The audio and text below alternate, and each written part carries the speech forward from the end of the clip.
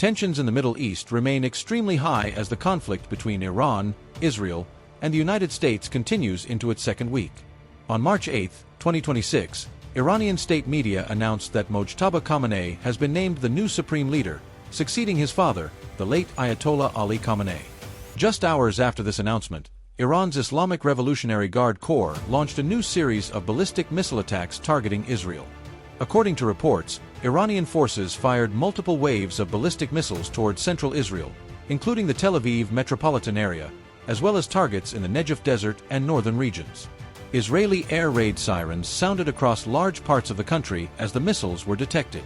Israel's multi-layered air defense systems, including the Iron Dome, David Sling, and Arrow interceptors, were immediately activated.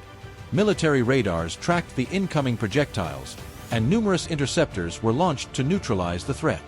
While many missiles were successfully intercepted in the air, some fragments and debris reached the ground in central Israel. Emergency services, including Magen David Adom, responded quickly to impact sites. In one reported incident in central Israel, a woman was moderately injured by flying debris and rocks from a missile fragment. She received first aid on site and was taken to hospital in stable condition.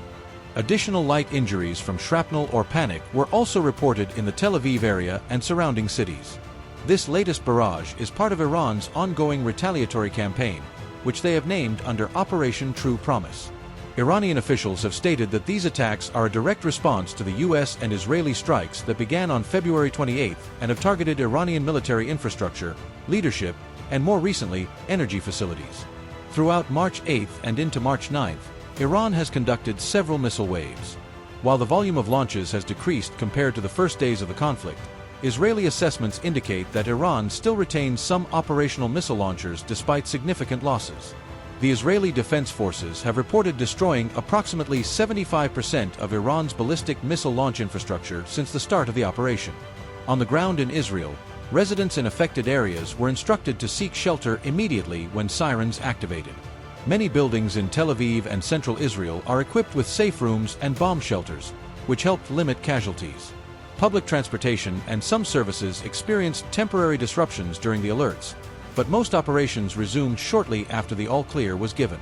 Meanwhile, Israel continued its own operations.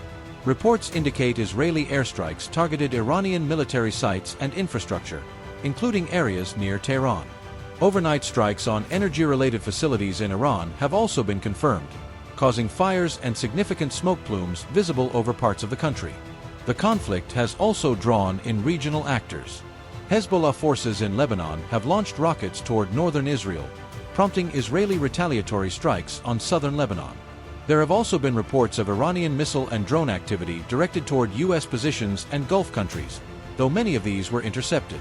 This situation continues to evolve rapidly. Analysts note that with a new leadership in Tehran, Iran appears determined to maintain pressure through missile strikes, while Israel and the United States focus on degrading Iran's military capabilities, particularly its ballistic missile program. The human cost on both sides is mounting. In Israel, civilian casualties from Iranian attacks since February 28 stand at around a dozen killed and over 2,000 injured. In Iran, authorities report over 1,000 deaths and many more wounded from the ongoing airstrikes. As the conflict enters this new phase, international attention remains focused on whether further escalation can be contained or if diplomatic efforts might eventually emerge. The coming hours and days will be critical in determining the trajectory of this confrontation. This is a developing story. Information is based on reports from the Israeli Defense Forces, Iranian state media, and international news agencies as of March 9, 2026. The situation on the ground can change quickly.